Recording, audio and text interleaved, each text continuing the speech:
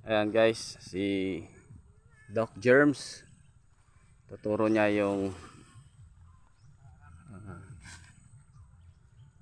steps paano tatanim yung sweet potato. Tulog lang.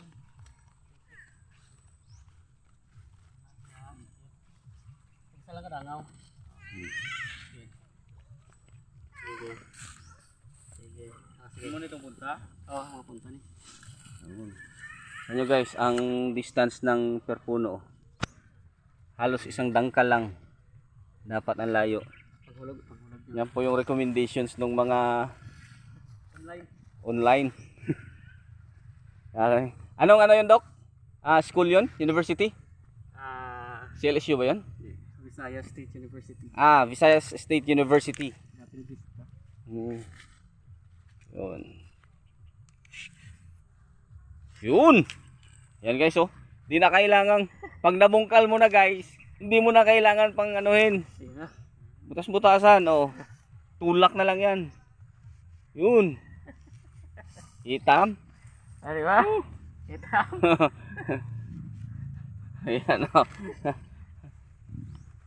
Yan talaga kahit saan lumalabas yung pagiging mapamaraan ng mga Pilipino. Yan. Okay. Yan, per line guys. Kumbaga sa tudling, sa linya, isang dangkal yung pagitan ng mga puno. Pero per row, nasa halos 1 metro ang pagitan niya. Yan. Yan ay para makabuelo ng husto yung mga puno natin.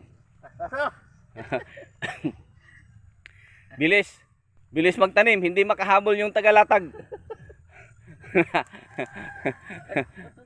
Yun. Hinahinay lang. Hinahinay lang baka maputol. Kailangan ano pa rin. May Konting ingat. Ingat. Handle with care, sabi nga. Yun.